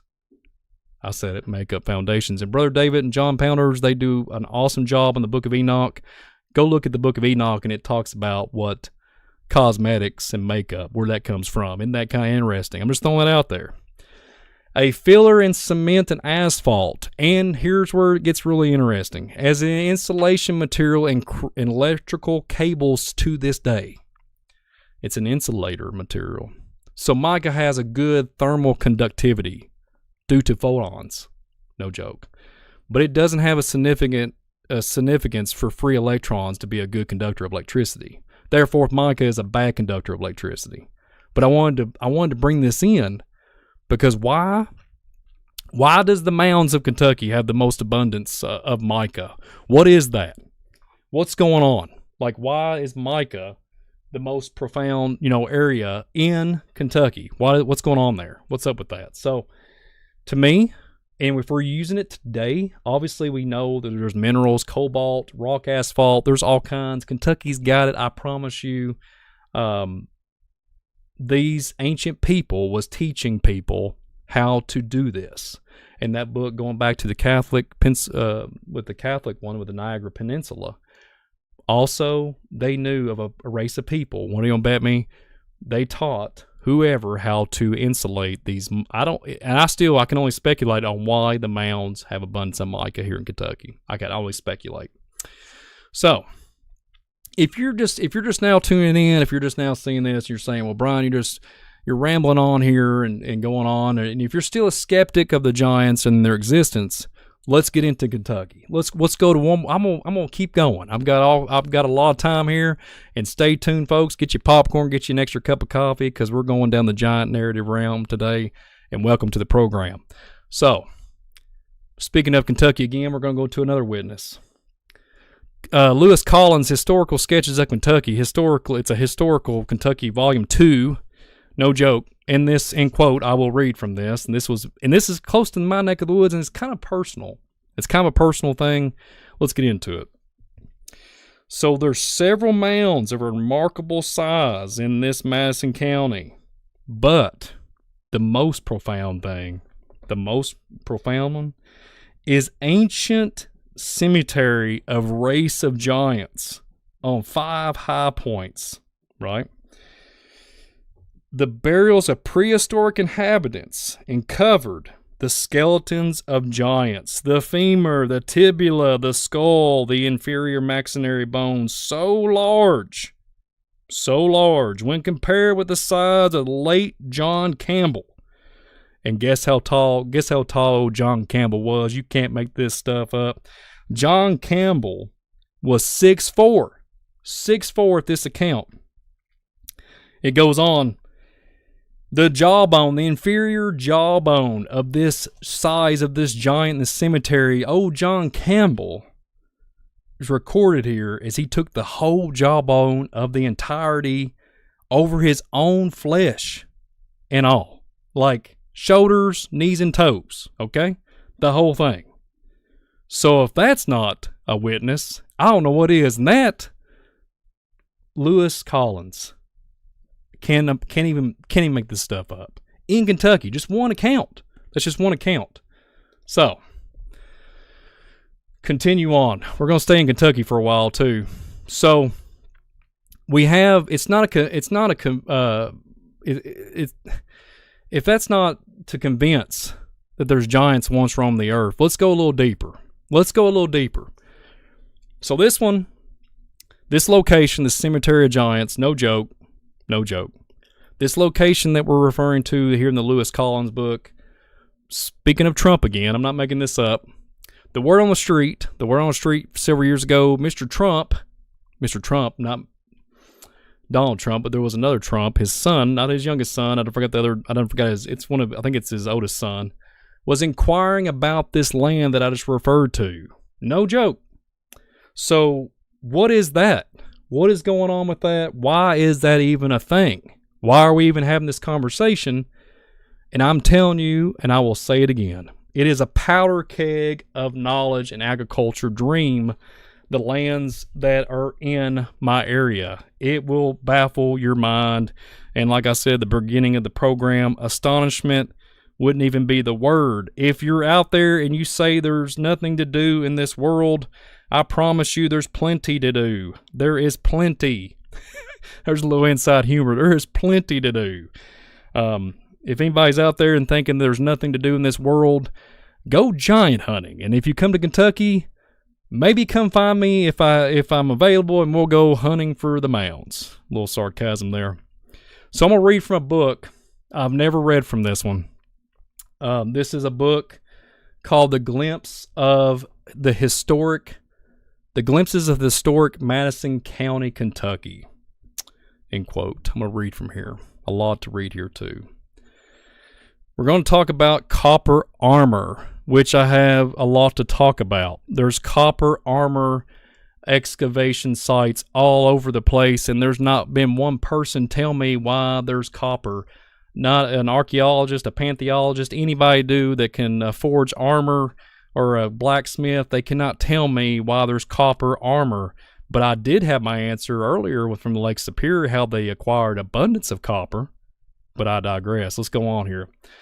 So there's a Fort Mountain, and we have Dr. Burroughs again in this book that's referring to a location with a prehistoric mound and a summit of low knob copper armor plates, and it remains of a chief's skull. Here we go. Chief. Here we go. The great chieftain, right? And we're going to get into that a little bit more here in a little bit. Starting with the red rock of the black shale, and going upwards in the history of this mound follows. First, a fire was kindled upon the rock and shone of 8 inches of charcoal over a considerable area, overlaying the clay. Then flat rocks were laid to form a platform over which a mound of dirt was built. In this mound, the chief's head was buried with his copper armor plates and a medium-sized shell. He was a mature man where the cusp of his teeth were worn flat, by chewing hard, gritting food. That's what it says. These are 4 pieces of copper armor. 3 are flat smooth, and then it goes on talking about the dimensions. 7 by 5 inches, 4 by 3 inches, 8 and 4 inches. They are carved at both ends. Each has 2 holes through which was fastened the plates to the body, which I was like, man, could you imagine? These plates partially protected the chest and the abdomen, nor lower the edge of the breastplate was jagged hole evidently caused by an arrow or a spear. A fourth piece of copper in a shape resembling a cannon, that's what it says, a cannon, is 7.4 inches long, but 2.5 inches wide, and 1/6 of the inch thick. It was to protect the vital organs. Flat rocks have been laid over the mound all over the sides of the clay, covered the rocks. On what had the summit of the mound, there is a thick bed of charcoal containing a mass fragment of human bones. The charcoal and the bones laying, changing horizontally a charcoal with, and it goes on.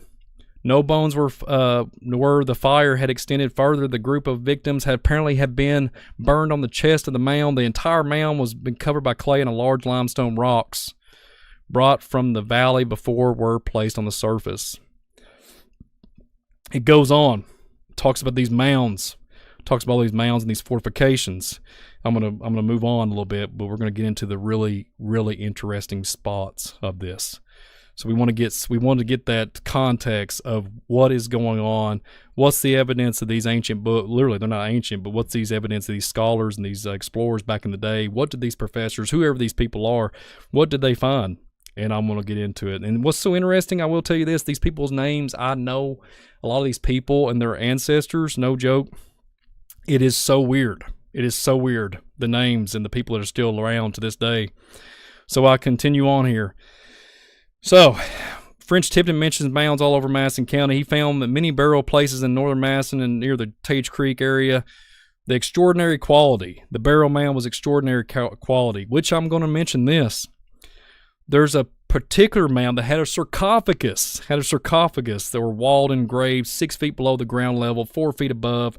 It was an enclosure, 9 or 10 feet square with a flat stone floor and 2 feet below the ground level. In 1881, General James Runyon found a skull and several skeletons and supposedly spear point a foot long and plowing over a mound in Otter Creek with 3 miles of Richmond and accounted. However, the exploration of a mound near the village of marbly. And then there was a Colonel Bennett Young. Might well close this chapter.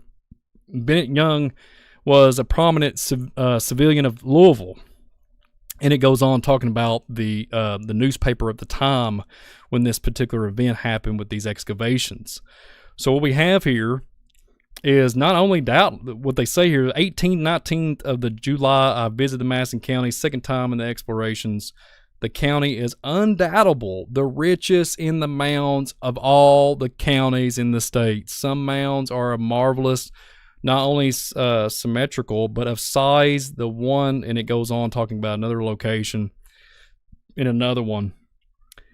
There's nowhere, it says that not even, they're splendid. A chain of single mounds cannot be found anywhere in the United States. Let's continue on. It talks about they're doing partial excavations on one of these places. But here's where I want to point this out. We're going to get another witness here in this giant narrative in the Nephilim. We are on the pursuit of the Nephilim, of the giants on the earth everywhere. That's what this program's all about. So the next one on the list here, this is where it gets really interesting. They're talking about the mound that it was excavated not too far from me. This has an unusual importance. They found that the bones which will be hereafter described showed that the man was a person of tremendous stature and was much larger than the other persons who remained were inverted into this mound. The skeleton was found laying due east and west and was found at the place of natural service, covered first with the rich loam and afterwards with the white clay. There were some ashes and charcoal and a stray of clay overlaying the skeleton. The skeleton, which was recovered, the lower jaw, almost perfect condition. The skull was apparently of a very large man. Come on. You can't make it up. And the bones would indicate that he had a third larger than those who were placed with him in the sepulchre. So the teeth had been somewhat worn, but showed no mark of decay of any point. And I want to point this out, what it's getting ready to say.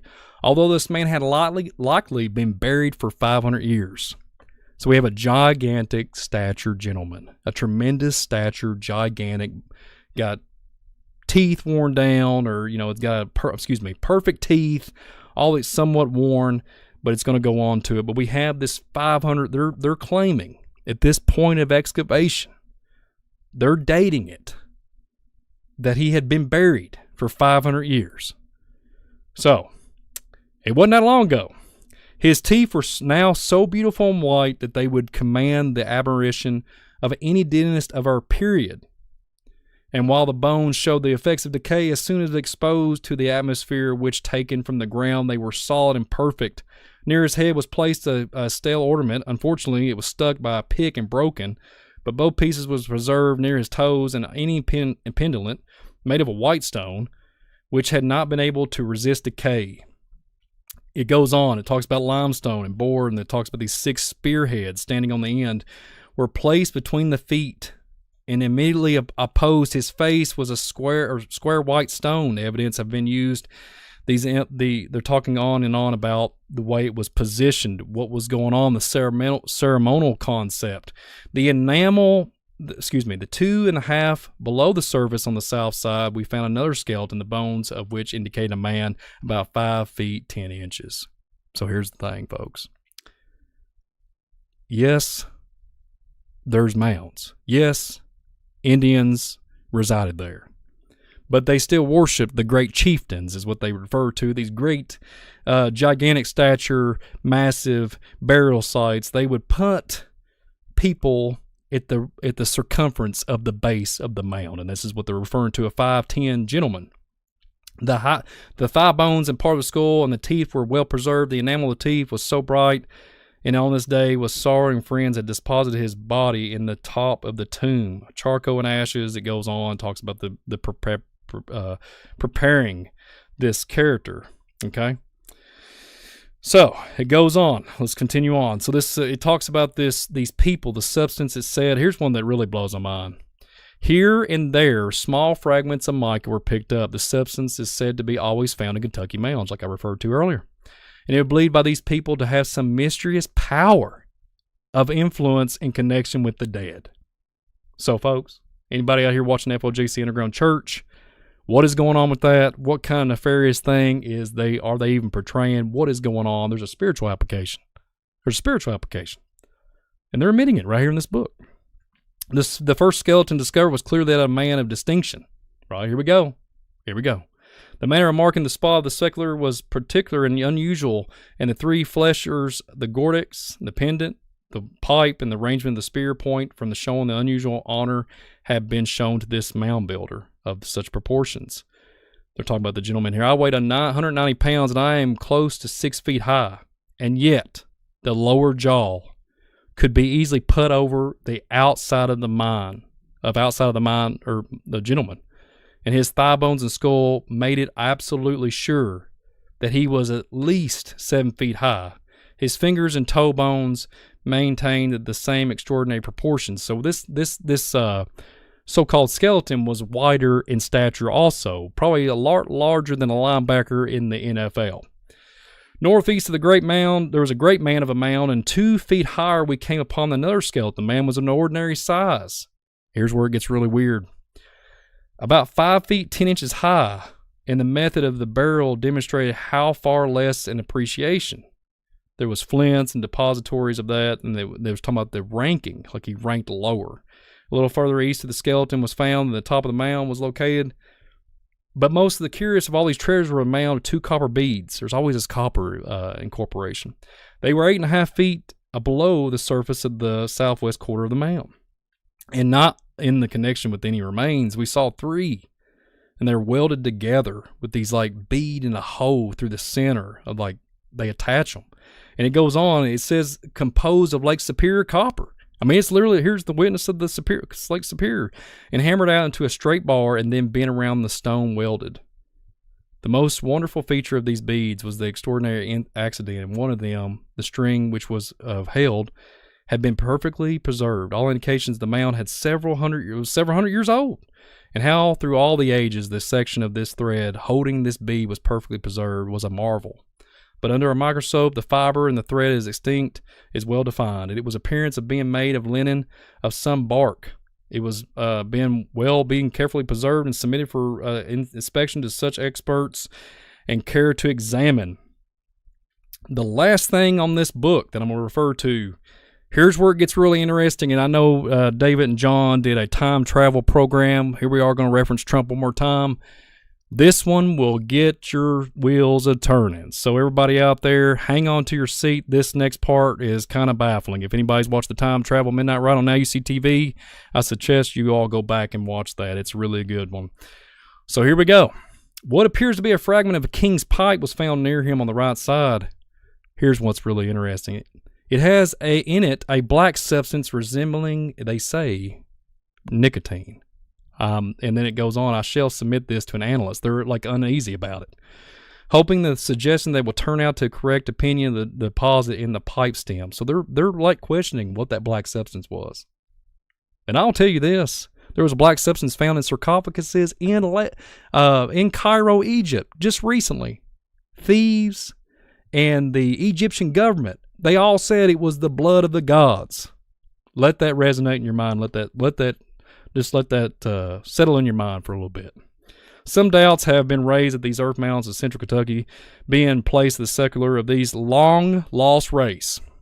But the contents of Maury Mound show that it goes on, that this was it was laid a man of huge stature and great distinction. Okay? It goes on, doubtless the spirits that depart the mound builders looked down on another world and wonder why hundreds of years afterwards men with curious minds, exploring hands, should open the tomb and bear from their scared reservatory of the bones. The mementos and the treasures where their tendering love hearts have promoted them to place within, and the deeds of their king to protrude renown of their mighty leader. At times there was little manifestation of superstition. When we were about to remove part of their skeletons, some humorous member of their party threw some clods into the trench. It's like superstition. There was considered a supernatural protest against these great, literally this whole degradation of excavations. And immediately all hands dropped their tools and rushed from the opening, exciting every moment that their ghost of the mound builder with avenging hand would inflict immediately dire punishment. And it was some moments before I could induce a portion of my workers to follow me back to work. They was having some little spiritual warfare. They was literally seeing things. And I've read more about this account, that some of these men did not do too well. They had some issues. There was something going on. Let's just say, like what they're referring to now in the world of UFOs. There was radiation, all kinds of nonsense. Back then, they could not pick it up. They didn't understand. They couldn't coherently understand the applications of the spiritual. They just couldn't understand it. They're saying it's superstition. There's a ghost wandering around trying to avenge the death, right? Avenge. And, it's just weird. So it goes on. So they, with much care and patience, they're trying to peel back these mounds, then peel back and get all this stuff going on to be able to carefully take care of the site. But I want to refer to that. So I looked into those men. They got sick, and there was all kinds of different things. I heard some of them passed. I couldn't make a distinctive 100% account that they died or anything like that. But isn't that interesting? Just to throw us in here real quick. It's weird. I got to watch what I say on recently with, there's a Joe and there's a gentleman, last name Carlson, interview with all kinds of spiritual application, and there was people passing away, and literally the government knows about it. So with that being said, wonder if the application would apply to this event in the glimpses of historical Madison County, Kentucky. What do you guys think? And I want to tell you a story. So this story, no joke, there's a story. This story, I just acquired a story not too long ago because I'm always asking questions and wanting to know, like, if anybody knows about the nephilim or any kind of, if there's somebody that's local or native or really well known to the historically, or anything to do with if they've been on the land for like 60, 70 years. I had a gentleman that I knew that come across, and just an acquaintance, and he did some work on my house. And no joke, he told me a story. 1970s, there was a man. At the time that this man was telling me, just recently here in 2023, this account in 1970 was literally not too far from here, and not too far from this site that I'm referring to here in the glimpses of historical Madison County. 1970s, an account of a man told, like it was told long ago, to this gentleman. This gentleman was a kid. There was these two men, not too far from here. There was a mound on one of the pieces of property. This man wanted to inquire about this property. The landowner said, "Stay away from the Indian mound. Do not dig there. I don't want you around it." And there was all this superstition. And back in the 70s, which that book I just read from, there's all this superstition and folklore analogies going around, people literally picking up these stories and fabricating it through time. So this guy wouldn't leave it alone. So he went against his wishes. This gentleman, he started to dig. We started to dig. No joke. Got scared. Literally, that night, he started feeling funny. And fear came over. No joke. And this man was telling me, my mouth was like, man, what's going on here? So the neighbor that owned the land told him that it's sacred ground. Well, here's what was really weird. That night, he went to bed, right? He took the shovel, started digging, and little did he know that this was going to happen. The night the man dug the mound up, right, was visited by literally a tall, large, what he described, large Indians. And from the account, the man was said not to go to the property again, but the man couldn't leave it alone. Even though he went to bed, had this epiphany or whatever, apparition, whatever it was that was going along, and he's seen all these Indians, these shadow men, all this stuff, and he had a, nightmare, whatever. He must have ate too much, right? So this guy could not leave it alone. It was something like he was spiritually driven to extract this, do something to this mound. No joke. He goes back. He waits for about a week. He goes back after all his trauma because he thinks there's treasure. He thinks there's like some type of significance. Okay? Little did he know that he was facing the devil right in the face. Like, literally. It was a huge mistake. He goes back, and that night, it goes back, and the tall men said that this is bad. Like, you had to face the consequences of what you've done. And the following day, I couldn't believe this man was telling me this in my yard. And the following day, in his house, he almost like died. His house burst into flames, and he barely made it out alive. I think it's very strange. You can literally compare the accounts of what I just referred to in these books. What's going on there? And, you know, you talk about the UFO narrative and what they're broadcasting across the airwaves, and could it be one the same? Could all this stuff be correlated in some kind of, and I really agree. Back to the Genesis 6 verse 4, there was giants in the earth, the sons of God, and the giants, what Brother Carrico would say and John Pounders would say, when the book of Enoch speaks about the nephilim, the rephaim dying, and they become embodied spirits. And I think what this gentleman was seeing back in the 1970s was an encounter of a demonic spirit. No joke. Demonic spirit of the nephilim written all over it. So no joke. So I got some really cool stuff. I've actually got some places and some footage, and I've actually got some pictures I want to share with you all on some of my encounters. So 2 years ago almost, this was in July of 2022. July 2022, I had no, like, I didn't even know. I was my wife planned this trip with some family. We was going to fellowship and meet halfway, and we was going to go to Tennessee. Okay, had the opportunity to go to Tennessee, and we went to this location called Reelfoot Lake. Let me say this: I had no idea what this place was, any info on the location. My wife planned a camping trip, and we just went to the backcountry hinterland. Seriously, backcountry hinterland is the best I can say it. But little did I know it was going to be a trip that I would never forget, period. Like, period. So let's get into it. It was almost 2 years. It was extremely hot. You'll never forget that day. It was in July, extremely hot weather conditions. It was unbelievable. To be camping, bizarre. So when I got out of the passenger seat, I looked around. I was like, man, what is going on here? Look at this massive size of the lake. I knew it was a unique place right off the start. I knew it, and I needed to do some investigation. So I was like, okay. So the fellowship people we fellowship with helped me. You know, we all helped each other get the tents up, and we popped our tent up. And I didn't really have a chance to comprehend really and get a lay of the land. It was late and the sun was going down. I had to wait till the next day to get the thought process, because I literally was camping on the side of the lake. And I already expected and guessed, and you guessed it, you're going to guess it, that there was a Nephilim and a giant connection. And I had, and that's all I had in my mind. So I went to bed, and I was like, okay, let's get up, let's go do our thing, and let's enjoy this day. Because of this enormous body of water, I knew with the shadow of a doubt that it was going to be an interesting trip. So I jumped right on into it, and I took my time, and I didn't really start asking questions.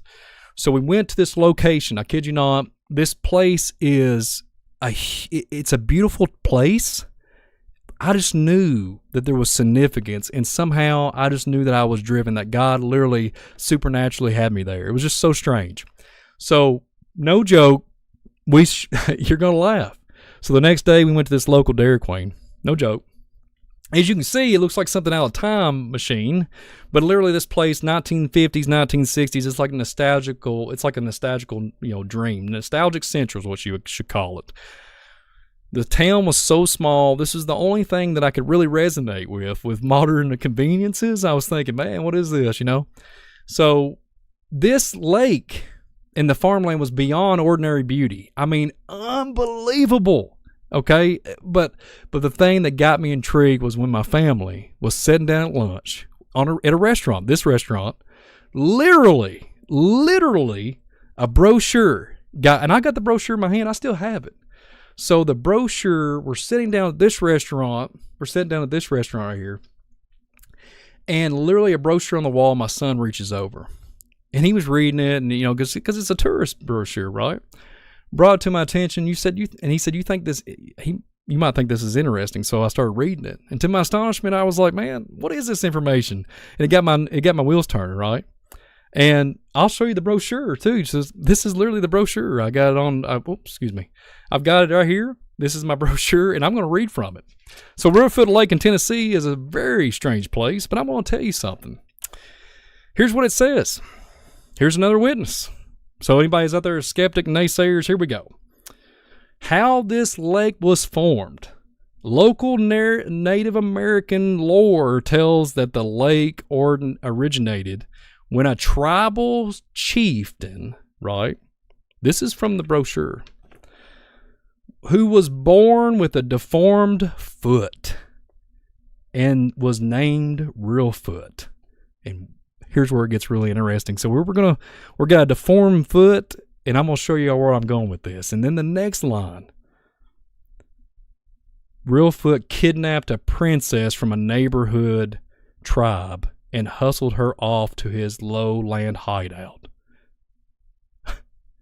Genesis 6 verse 4 teaching right there. The sons of God mated with the daughters of men, and they bore giants. And these tactics, these traditions was taught on and on and on. Y'all kind of getting the context here where I'm going? So he took, according to the legend, the great spirit of the great chieftain, stomped his foot in anger, rolling the earth like a blanket. The father of the waters raised the big river over the banks, covering Reelfoot's homeland. The water flowed into an imprint left by the Great Spirit's foot, forming our beautiful lake. Since its suspicious beginnings, western Tennessee's Reelfoot Lake was become one of the most richest and most unique ecosystems in the region. And I'm going to get to that. Therefore, for the year, it was offered endless opportunities for hunting, fishing, vacationing, and birding. So there's that brochure. So here's where it gets even interesting. So not only do we have a great chieftain again, like all the books I've read tonight, all of them, there's like this great chieftain, people are worshiping, there's all this consistency, there's similarities here of worshiping the gigantic, the tremendous stature gentlemen's. Well, I said gentlemen's. So the next one. So here's where it gets really blown away. So it happens to be on this trip that some things, compelling information kept coming to life, like on and on, when I started asking questions. And let's just say some of the comments was not well received during this trip. Not at all. But fast forward to the highlights. I went to a Reelfoot Lake souvenir shop. You can't make this stuff up. I went to a Reelfoot Lake souvenir shop, and I found a woman that spoke about the area. I won't disclose much about her, just because for personal reasons. I don't want to ever disrespect somebody. But I asked her if anybody had ever approached her about giants and nephilim, rephaim, mounds, etc. Her eyes glazed over and was like amazed at the reason why. She's like, "What?" She literally, that day, July 2022, that summer, little did I know, like I had no clue what I was even doing there. Okay, little did I know, her eyes glazed over. She said, prior to me being there, okay, she looked like her face was puzzled, and she looked at me and she said, a very wealthy man of a Chinese descent with like a two-piece suit and all, like a suitcase, showed up inquiring about the same thing I was talking about. But hey, literally, I'm not rich or wealthy. I'm just asking because I'm just trying to inquire about mounds and, giants, stuff like that. I was just wanting to know more info about, found on the brochure in Dairy Queen. Some people got really aggravated when I spoke about the brochure at Dairy Queen. I said, I found all this information on a brochure at Dairy Queen because I was inquiring about mounds, but they didn't like it. It was not well received. There was some small threatening. Let's just say that. That's all I'm going to say. So she proceeded to tell me it was very odd. Like she's wanting, that this Chinese, this man with two-piece suit on, wealthy man, Chinese descent, was saying land it was like a big red flag for her because he was inquiring. He knew all the land. Like he knew all the names, street, he was so adamant about like, hey, I need to inquire. I need to figure out how to buy and contact and get some information from these owners. So she never heard anything about it again after she was like, saying, hey, we might need to fix this or whatever.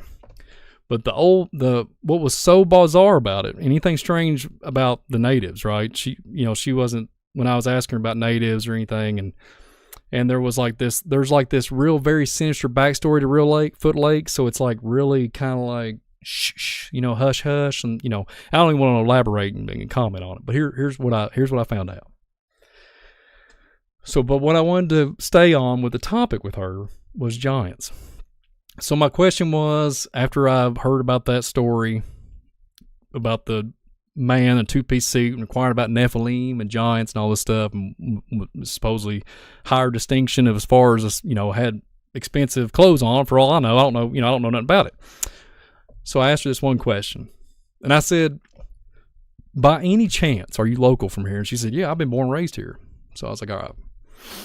So I asked if anything, you can't make this stuff up. The souvenir shop was with, Indian arrowheads, all this memorabilia of Indians. It was nothing out of the ordinary. I didn't get any inkling, nothing of like, cryptic creatures or, giants, Bigfoot, anything like that. Didn't get inkling of any of it.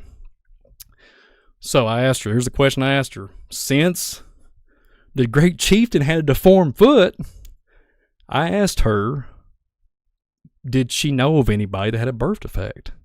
Of extra finger, extra toe, etc. And she looked at me and told me she had a family member that was born with 6 toes. My jaw, like literally, you're talking about jaws falling off, jaws dropping. The most compelling thing on top of it was the magnet. No joke, folks. The magnet. And you're going to be like, what is up with the magnet? I'm going to show you that magnet. And I've got the proof right here. A magnet. So as you can see, there's 6 toes. There's 6 on one side and 6 on the other. She was selling these. This is the only thing that I could find with an inkling of anything to do with on the Nephilim or anything to do with that that content. So I couldn't believe it. And she said that she thought it was just cool, so she had these to sell. I thought it was strange, and she said, she's like, well, it reminded me of my family member, so she just like thought it was cool. Like, hey, it was sell to the shop. Once again, I'm thinking, man, is this a spiritual thing? Obviously there's something going on here. It's really strange that my only human capacity can only, contain only so much. So from the shop itself, I never seen anything like it. Like the claims to, like I mentioned earlier, like I didn't see anything on there. I didn't see anything that would come to the conclusion there was a 6 fingers or anything like that. So here's where it's going to get fun. So we got some show and tell footage. I've never shown this part, and I hope you all enjoy it. This one is really interesting, and this is some footage here. So one moment. So what we have here, literally, no joke, footage. There's no audio. I'm going to talk about it. Remember how I was talking about the ecosystem in that brochure? You can find a lot out about with the brochure at Foot Lake. But as you can see on the screen here, these trees is what's sticking out distinct. There's distinctively just all over the place. And I'm going to narrate this video as it plays. And I'm going to tell you what was told to me. And I can't wait. So let's just let it roll, and I'm going to narrate through it. So as I'm walking, here I am. I got a cane. A lot of people don't know my story, but I got some balance issues, visual issues, and all that good stuff. So here I am trying to. So forgive me that the videography is not professional. It's a little shaky. Got a tripod and all that good stuff, and I'm sitting there trying to navigate through it. So forgive me. But anyways, anybody got the eyes to see here? We got some crazy stuff here in the lake at the Foot Lake. So as you can see, the beauty, and these trees are all over the place. There's these unique trees everywhere. That year, that summer, there was a huge storm come through. Tornadoes all over Kentucky, in the Mayfield, Paducah area, all that. And this, where Foot Lake is not too far from the Kentucky state line. So this water, it's just so beautiful out there. I took multiple pictures and you can see the trees, all these trees. You can see trees popping up in the water. And I had no clue, like I said, anybody out there, I had no clue where I was at. I got all this. I was there for about, I don't know, like 4 or 5 days, I think. This water, and little did I know, I was getting ready to walk. I don't have the footage. Out of respect, there was a woman I ran into another native lady. And I kid you not, I was walking to do my business on another day besides this one, because I had to go back because I got, it wasn't a problem. I got interrupted from that woman. She was crying and all this stuff, and she was literally just there praying and talking to her, talking out loud, and I came upon her. It was like a divine intervention moment. So as I start to walk here, I'm just kind of getting a little bit of a feel for, you'll see this, as I walk on right here, all the beauty, all these tree systems and everything. So I'm getting ready to, let's just fast forward a little bit because we can still see everything. So I'm getting ready to go to the pier here, and I'm getting ready to go down this, so check this out. So all these trees right here have been damaged from the storm. So as I pursued on here, and I'm going out to the lake to literally just look over the whole thing and get my really good bearings about it. So the day before, because I went back and videoed this, there was a woman as I was walking. She was right here. She was a local. I kid you not, we went from one thing to another, and I asked her what her problem, what was going on. She was crying. She said, this is the last place that my poor brother resided at. He passed away. And I didn't ask her how. I didn't get into any of her business. But man, it really hit home to me. So I stood there and listened to her story. I turned my camera off, for audio purposes. I didn't want any of it, even though the stuff she was telling me was like some black ops, like Men in Black stuff, right? So we're sitting here at the end of here, looking out on this beautiful land. She told me about her, family and everything. I asked her if she's local. Then after she started, kind of getting a little bit better as far as not crying and just so upset, I started asking her about the locals in the area. And here's where it gets weird. Here's where it gets really bizarre. So not only do this brochure at Dairy Queen tell you about that the great spirit of Reelfoot chomped down, did some kind of earthquake activity. I'm going to pause it right here. But you can see as the pier went on, the deck here went on out, but then the storm came. They had a storm. This was a newer deck, so to speak, at the pier here. So anyways, we're sitting here, and I'm having this conversation with this lady, literally. And right here, she told me there was an island, and she remembers it was like 1985. There was a sarcophagus of a large Indian. They say it was the great chieftain. No joke, it was still protruding out of the water from that great earthquake. As she proceeded to tell me more, because I started inquiring about what I knew about nephilim and the Genesis 6 narrative and all these different things, she said, I've been waiting on somebody to talk to about this. And she said, you see this right here? And I asked her, I inquired, I said, those are some beautiful trees. It reminds me about the trees of Lebanon and the trees of Enoch that reached the tallest cedars and all this stuff that reached into the heavens. She goes, you see these trees here? She said, there's twigs. I said, excuse me? She said, there's trees that are large, that are on the floor, the base, or literally and underneath the water, that are triumph, the giant forest, the giant trees. Once again, we have the connection of the giant forest. And I asked her, I said, where's those mounds? Because I said, Dairy Queen, the brochure's telling me something. Where's those mounds at? Where's this ancient? She said, you're looking at it. I said, excuse me? She said all the mounds and all this ancient stuff, everything that the prehistoric man, the city is underneath the water. I said, you got to be kidding me. So get this. 1985, some deep pocket individual came, and the sarcophagus that was literally, they had some other kind of weather phenomenon or something, and the little island started sinking. So they knew the importance, and they had to excavate the sarcophagus and get it off there. 1985, somebody with big pockets, not the Smithsonian. Not the Smithsonian folks. Big pockets come from she said from another country. She didn't know how to answer where from, and bought it. So what is it? Did they buy Reelfoot? Was Reelfoot on display somewhere, or is it but presented tonight? But it was just like fitting like a fine-tune. It was just like a fine-tune machine as far as all the data collected. So what is up with that? So Reelfoot Lake is a mystery.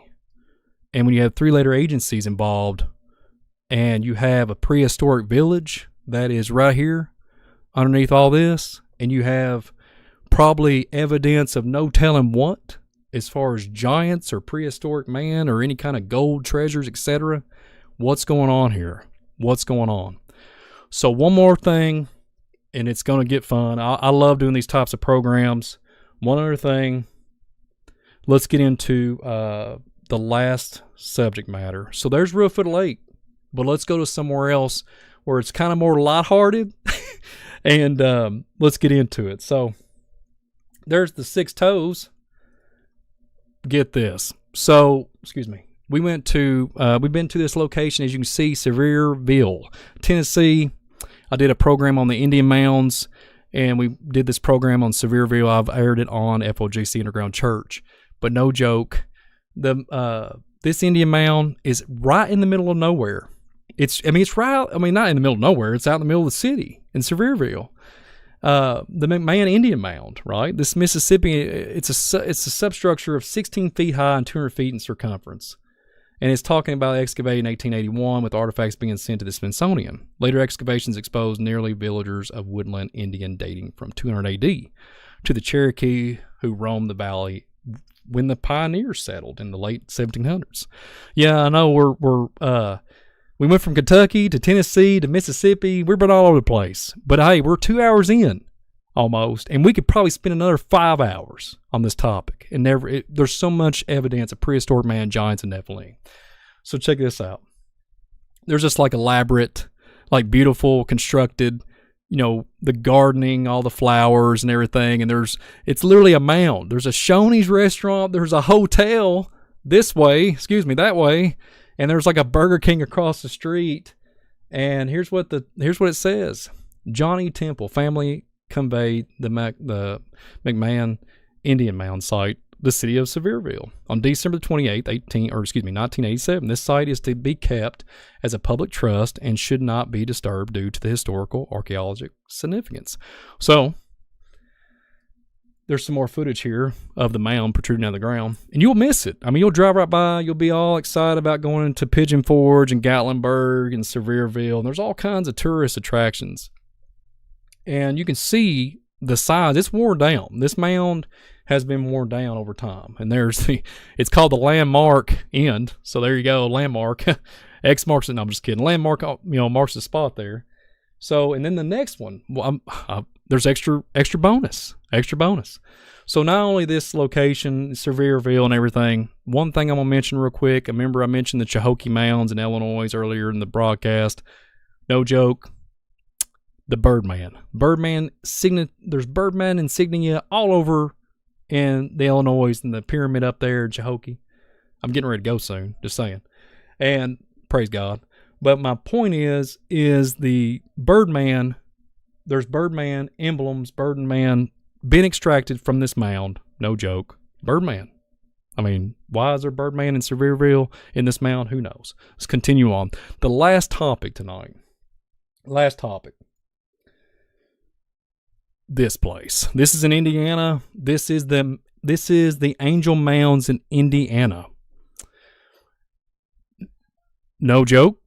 That is a great mound. This is the town so-called square, but it's a circle. This, no joke. I've been on it. You can actually walk up it. But the great chieftain resided there. Once again, the great chieftain. When we went to go talk about and comment on the area locally and getting some of the information, they'll shun you. Oh, it's prehistoric man, or it's Indian, it's Adian. Great chieftain lived there. Great chieftain resided there. That's the story. So you can see, I don't have a person standing beside it, but it's pretty significant walk up, and you can walk all around that area. Indian Mounds, Angel Mounds, no joke. In Indiana. So there's the conclusion to the program with little warriors getting ready to take on the Nephilim. But yeah, so I hope everybody's enjoyed this program, because I sure have. I hope everybody enjoyed it. I could have went on for hours upon hours. We covered everything from electric cables to Indian mounds to the great chieftains. What do you guys think? If anybody is a skeptic, if anybody's out there that doesn't believe in the nephilim, that says it doesn't exist, I hope I changed your mind. I hope this was edifying to you. I hope you actually got something out of it. I hope it was very informative, and I hope it was a blessing to you all. I really do. I hope it was. I really enjoyed it. I didn't get a chance to even see the chat because I was just literally engaged into the program tonight. So if everybody hit that like button, hit the subscribe button, I really, really, really, really appreciate it. Share this thing out. It would help us with the algorithm like I reported at the beginning of the program on FOJC. Just to throw us in here, if you would like to join Visual Disturbance channel, that is my channel. If you'd like to join it, links in the description. I really would like to have you over there. I hope everybody's enjoyed this giant program. A big shout out to Donna and David Carrico for allowing me to do this program. I really enjoyed it. It's nothing but a blessing. I want to tell everybody to pray for Donna and David. Pray for supernatural protection. Pray that she can get healed and come back and be 100 times better than what she was going into all that. They've been through it here lately. So, yeah. So big shout out to Brother David. A big shout out to everybody in the FOJC team that makes this happen. Everybody, if it's a small thing to a big thing, we have a good crew, and we're so blessed to be part of it and be a body and just be part of this. So, everybody, I hope it was a blessing. I hope you got some understanding of the rephaim, the nephilim, and this real quick. You know what's so bad? You know what's so strange about it? No joke. This I only covered 3 states? Well, excuse me, a couple states. And the data is everywhere. Everywhere. You can go across to, literally, I was going to go to the Ring of Brogard. You can go out east, you can go out west. You can find evidence of giants everywhere. And at the end of the day, how can you disregard and say that there's no such thing as giants? How can you say there's no such thing as the sons of God? How can you say that it's the sons of Seth? How do you know? How can you just discredit all that and say it doesn't exist? And I can assure you, there's been partial excavations, full-blown excavations, but there's some in Kentucky that's not been excavated. Period. Zero. I have no evidence of it. And they've been passed down for 300 to 500 years. And nobody, and guess what? 300 or 500 years, generations, people are going to forget. And if you don't have to write it down, or if you don't put it on a piece of, a tablet, you're not going to be able to pass it down. So, anybody out there that's got any information on it, and you would allow us to go on private property, I promise you, it would just be such an endeavor and such a blessing if you would allow that, if there's private property out there somewhere. So, anyways, be blessed. It has been a good program. I miss my partner today, my brother in Christ, Brother David Carrico. He's always hosting, but I'm just co-hosting. What an honor it is to host this program on FOJC Underground Church. Please share this out. I really appreciate everybody being here. It has been such a blessing. God bless everybody, and have a good night. Brian Reece is out. Y'all have a blessed day. See you on the next one. Hopefully we'll be back on next week on Sunday Night Live, and everything is well with Brother David. But yes, folks, subscribe and thank you. Share this out. I'm out of here.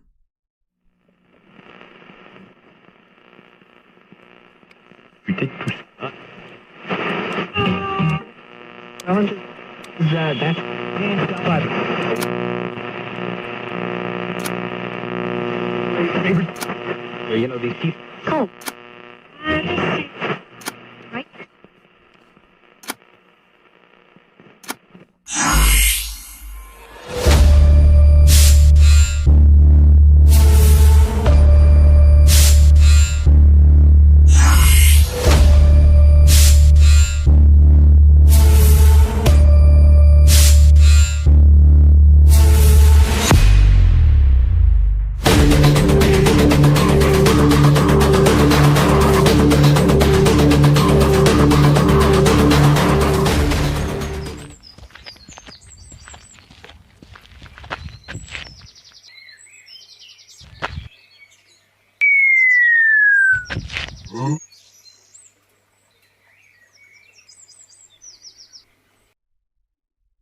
You know one thing I forgot?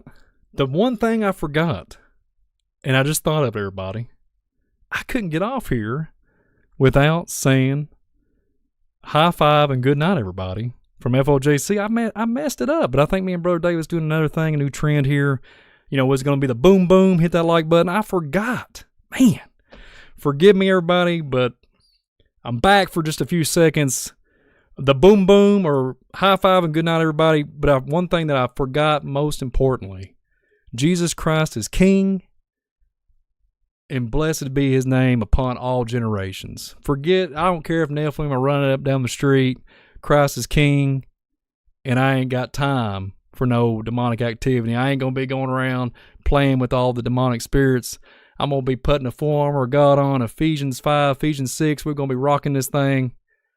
Praise be to Jesus' name. Bless you all. Y'all have a good night. Thanks for attending with us.